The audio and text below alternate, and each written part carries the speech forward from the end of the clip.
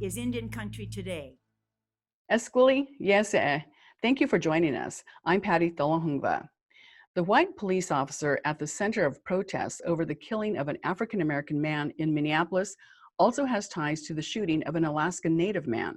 In 2011, Derek Chauvin was among 5 officers who responded to reports of a shooting. Leroy Martinez, a 23-year-old Alaskan Native, was spotted running from the scene and officers followed. The officers claimed Martinez pointed a gun at them, but an eyewitness account says otherwise, telling the Minneapolis Star-Tribune they had, quote, no reason to shoot that little boy. Violent protests have erupted in Minneapolis after George Floyd died. According to sources, Chauvin has been the subject of 10 complaints over his 19-year span with the department, including 3 police shootings. When the SpaceX launches on Saturday, a certain Choctaw engineer will watch her work go into space. Catherine Ishimochicha tweeted, saying she's privileged to be a part of the SpaceX crew that contributed to NASA's Commercial Crew program. She's from the Choctaw Nation in Oklahoma and has been a software engineer at SpaceX for nearly 2 years, according to her LinkedIn profile. In her tweet, she says she feels incredibly blessed for getting to this moment in her career after overcoming poverty and domestic abuse. The original launch date was scratched due to severe weather. It's now rescheduled for Saturday afternoon. Arizona might be opening up, but some tribes are still issuing stay-at-home orders. The Hopi tribe in northern Arizona is now under its 3rd stay-at-home order. The Hopi reservation is surrounded by the Navajo Nation, which has some of the highest rates of the coronavirus in the nation. Hopi Tribal Chairman Timothy Navanyoma says that puts Hopi people at greater risk. Currently, there are 85 positive tests on the Hopi reservation. 35 of those people are Hopi. Since the first part of May, the tribe has seen an increase of 31 positive tests. The tribe is doing more testing, and the chairman is calling for more personal protection equipment as well as contact tracing. The tribe issued its first stay-at-home order on March 23rd. This new order will remain in effect until June 20th. Now for the latest numbers of COVID positive tests in Indian Country, let's go to Jordan Bennett-Begay, our Washington editor. Jordan? Yate Patty, Yate Shakis, Do Shidina'em. 4 tribes announced more COVID-19 cases and deaths in their communities. And here are the latest numbers from our database. There are 6,926 positive confirmed cases and 220 deaths in the Indian health system. Again, that is a total of 6,926 positive confirmed cases and 220 deaths as of this morning. The White Mountain Apache tribe in Arizona announced 27 more cases. This gives the tribe a total of 659 cases and 6 deaths.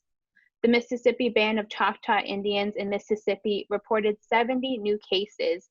The tribe now has a total of 519 cases with 292 active cases and 227 individuals who have recovered from the virus.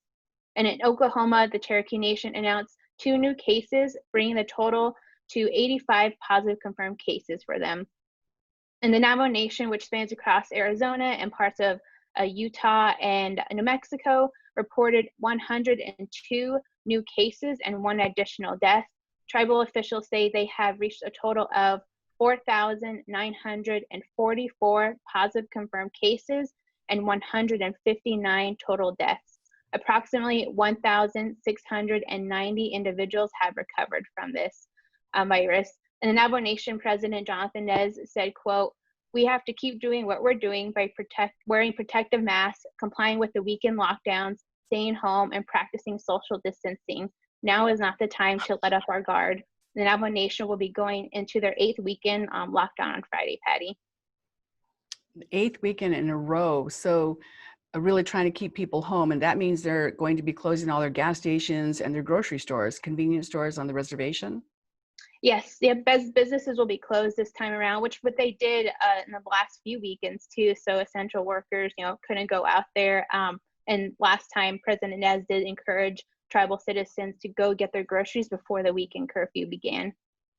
All right. And of course, we're keeping an eye on all of this as the stay-at-home orders continue to be in effect for Indian Country, parts of Indian Country, as these states start to reopen. Okay, Jordan Bennett-Begay, thank you so much. Yeah, Patty. And we'll be right back.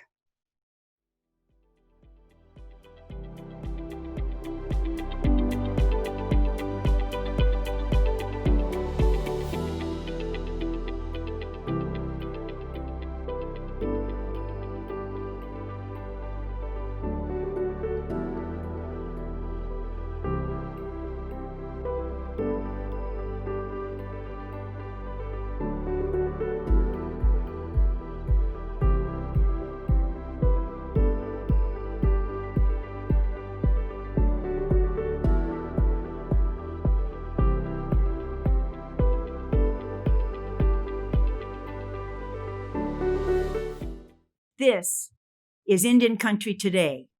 Welcome back. Coming out of this pandemic, we're going to see changes in the way we do business. In fact, we're already seeing some changes when it comes to Indian gaming. What is happening now and what can we expect in the future? Joining us today is Victor Rocha, and since 1998, he's been the owner and editor of Pachanga.net, and he has his pulse on the Indian gaming industry. Welcome, Victor. Hello, good morning, Patty. What was it like to see your tribal casino shut down in the middle of this pandemic? Wow, I would compare it to the end of the world. I mean, literally, it's like everything that comes to an end, and especially for tribal gaming, it drives home the point about the importance how that tribal gaming revenue is to the tribes, and tribal gaming is government gaming, and without tribal gaming revenue, it's hard to run a government without revenue. So to see a $34 billion industry grind to a complete halt, and it was just absolutely terrifying. And I think everyone felt the same thing. It was unprecedented. We spent 20 years ramping this thing up into a fine machine, and then to having it shut down. So very terrifying, very terrifying. And we saw across the country, it took some tribes a long time, like more than a month, to shut down their tribal casinos. What have you heard across the country about how tribes went about that decision-making process to shut down their casinos?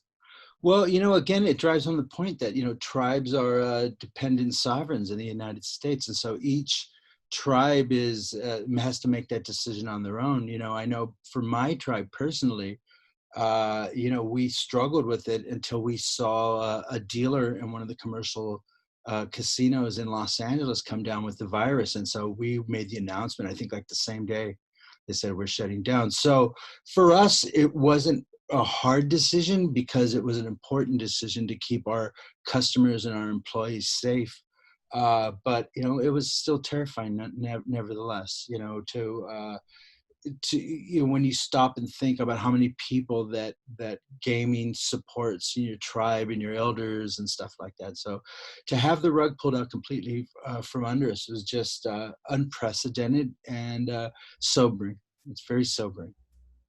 In that whole process of shutting down, not just closing the doors, but making that decision to actually unplug each gaming machine, because to calibrate them, that's a whole process in and of itself. Right. Yeah. To shut it down, you have to have a policy to shut it down, and the same, you have to have a policy to open it back up again. So it's this big old machine that takes a while to shut down. And kind of circling back to what you said earlier, which was, each tribe is going to make a decision on their own and what they're going to do best for their people. So yeah, and kind of it's the same thing, but it's the decisions on the other hand. Now it's like, how do you open up? What's the best time to open up? We closed, and now everyone is just kind of on the fence looking at everyone else. And I think like I checked this morning, and according to the American Gaming Association's COVID-19 database, there are 989 commercial and tribal casinos in the United States. Of those, 181 are currently open as of this morning. So that means 108 casinos are closed. That's 20% of the industry across the United States. If you include tribal gaming and commercial gaming, you're talking over $70 billion. You know what I mean? Just shut down. So, everyone, and like the commercial casinos, they're all trying to figure out what's the best time to open it for them. But tribes are leading this charge. Tribes, because they are dependent sovereigns, they can make these decisions on their own, and that's what they're doing. The tribes are the canary in the coal mine for the industry, because they are opening up first. They're the ones they're the ones that where the rubber meets the road. What do the customers want? What are the people's wants? And then, from what you're seeing, the doors open up, and then next thing you know, you have a line of cars coming to your door, which is good in one sense, because we didn't know if people were going to come back. And then on the other hand, is like, wow, how do you handle this rush? And from everything I'm seeing, you initially have a rush, and then it kind of settles down. Everybody's like stir crazy and they want to get out, and then it's kind of calming down. They're saying they're having a steady flow of customers. It's a little lighter than before, but people want to get out, and the tribes have done a phenomenal job of you know, providing these safe environments before. And I think, again, that's going to be very beneficial for them as they open up. And as they start to come back online and open up, we're seeing, and we've talked to other tribal leaders who've explained how they are perhaps only having one door to enter the casino and then one door to exit. And they're not, they're taking temperatures at the door. Some casinos have said in the start, it was an option to wear a face covering. And now they're saying, no, it's required to have a face covering. Right. And then of course, only operating at maybe half capacity so that you have empty seats next to you. Well, you know what? It's as we've seen in the last 2 months, as we go out for essentials, there's two ways that people are doing this thing. Either you can be Costco, where masks are mandatory, they do separation, or you can be Walmart, where masks are mandatory and you just walk in and there's no aisles and stuff like that. So you're seeing these two approaches, and the tribes are going above and beyond what Costco is doing. You know what I mean? Masks are mandatory. They are doing more cleaning. So if you look at who's doing the best of it right now, the interaction, the tribes will go above and beyond that. And in Costco, they don't take your temperature. You know what I mean? So, and all the tribes, they are going to be doing that. And they are, and a lot of them, they have the digital, where they have no contact, stuff like that. But the tribes are the canary in the coal mine when it comes to the industry. There are more of them open, so they're going to have more opportunities to make sure it's done correctly. So these changes, are they going to be, what is the discussion in the industry? Are they going to be temporary until there's a vaccine, or is this going to be how business is done from now on? This is the new normal. I don't think any of us can really predict at this point how long this is going to be going. There's just so much misinformation. It sure doesn't help get it from the very top. And that's, I think that's the other point where the tribes are doing a phenomenal job, is that they're showing what true leadership looks like. You've seen it again and again and again, and from Rodney Butler to Mark McCarrow to Ron Allen up in Jamestown. Just seeing the type of leadership that America needs, Indian country has. And so that. What are they doing? Well, you know what? They're making sure that people know that they're safe. They're giving consistent messages. They're making sure that the tribes have all this goodwill that they've earned with their customers, and there's a real connection there. It isn't just, these people are coming to spend their money. These people, the tribes have become these social centers of their communities.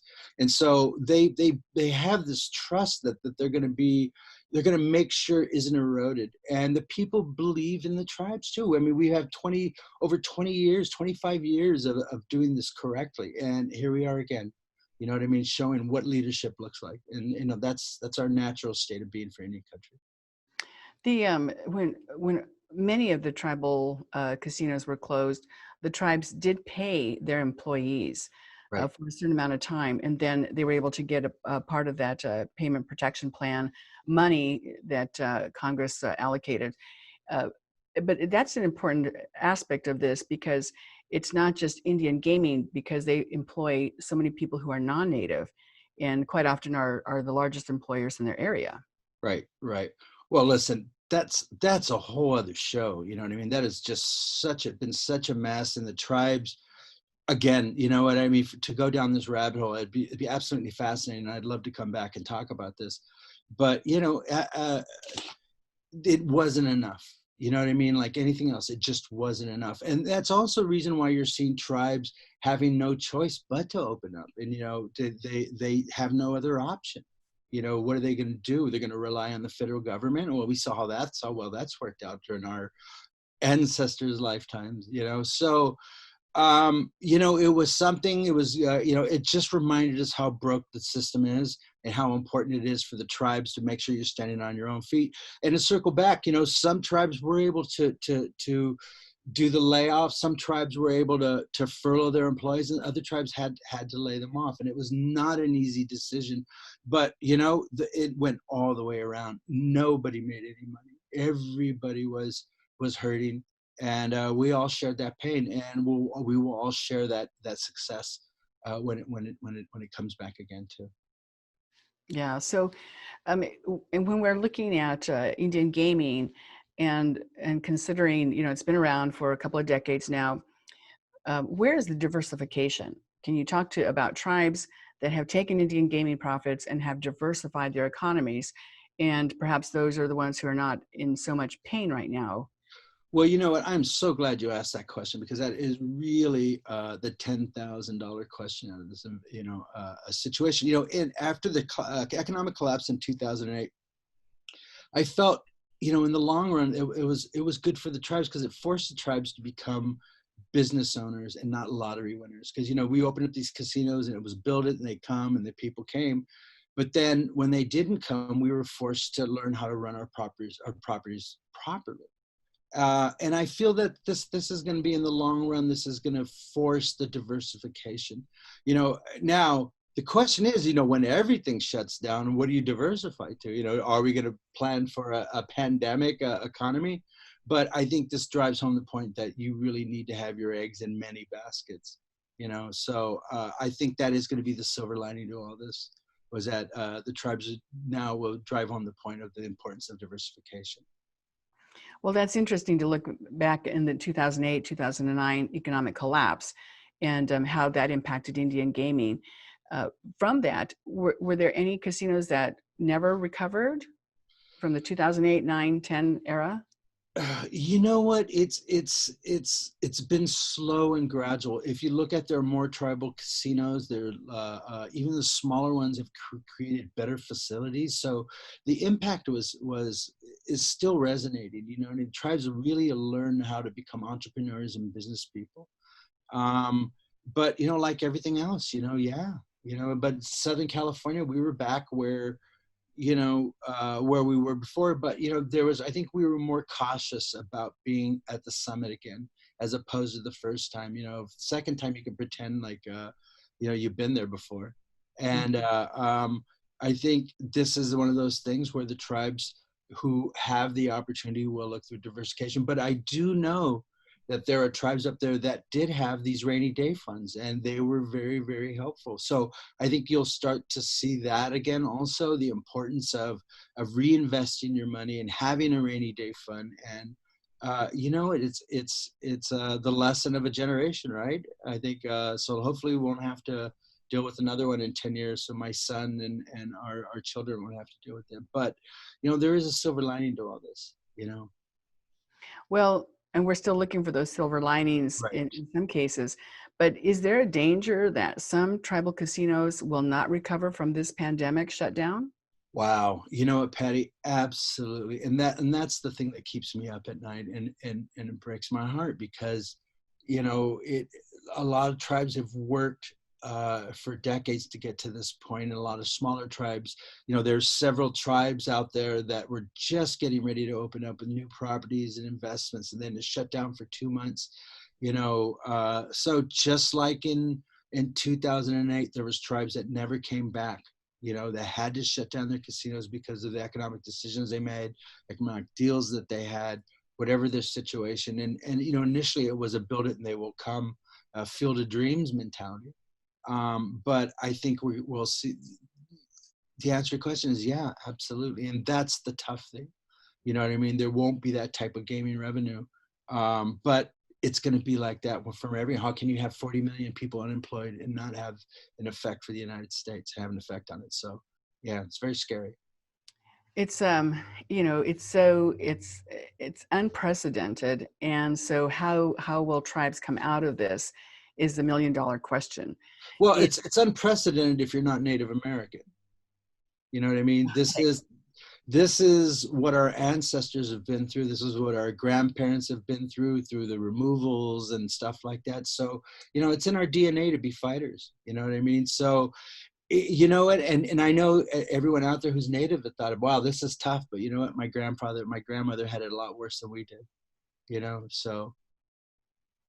Well, that's a topic for another show, but I think, yes, looking at what our ancestors went through and what we're enduring today, which is relatively easy compared to Right. what they went through. Right. So, as you keep talking about how tribal casinos are the canary in the coal mine here. Yes. So let's take a look at gaming beyond Indian gaming, because this industry as a whole has really suffered.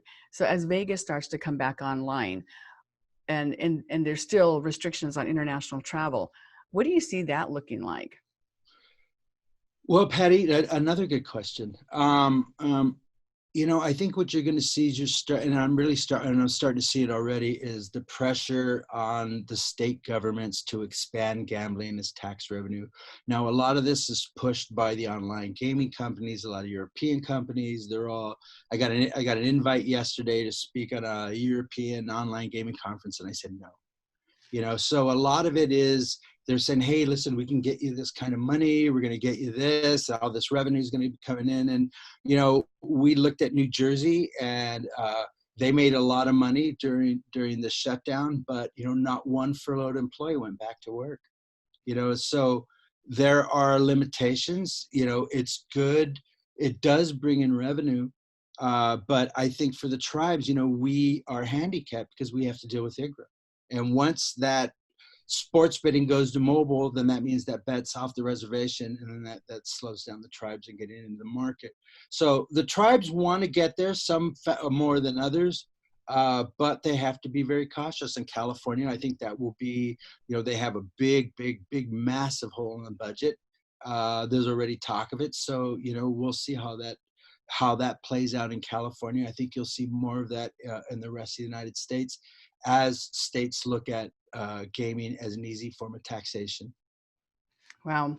Now, what about liability when it comes to tribal casinos reopening?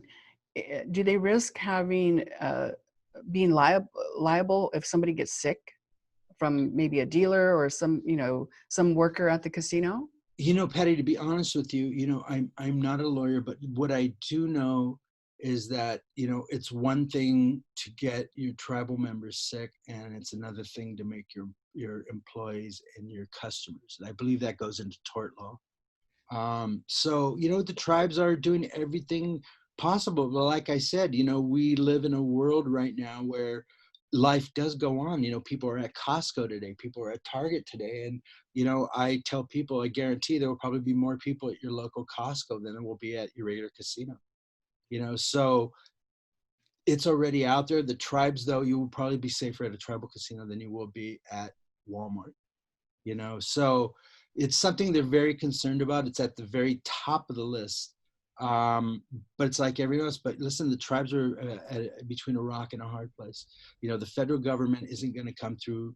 Then another tribe isn't going to come over the hill to save them. So the tribes are at a sink and swim. And so that's exactly what they're going to do. They're going to make sure their facilities are above and beyond the standards. They're going to make sure their employees are safe, make sure their customers are safe, and they're going to get back in the game. Okay. And before we go, what's the one thing we should look for as Indian gaming returns in terms of a change?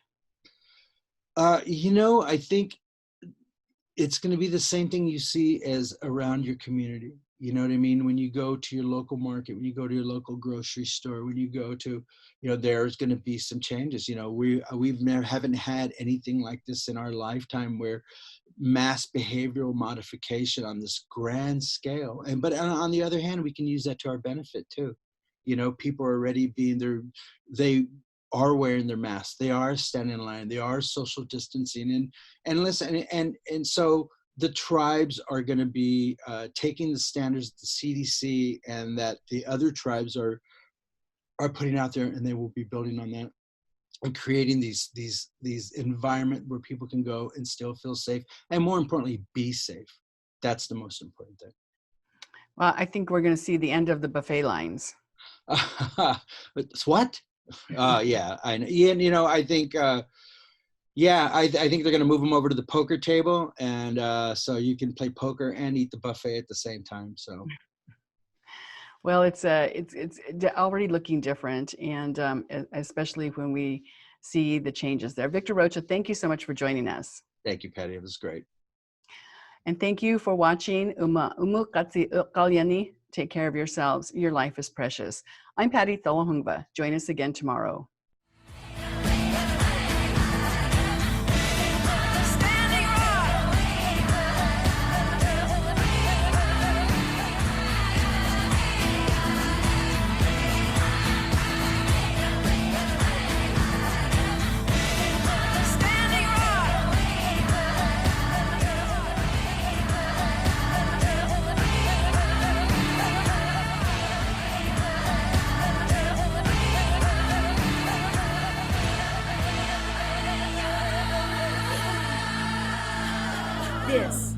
is Indian country today?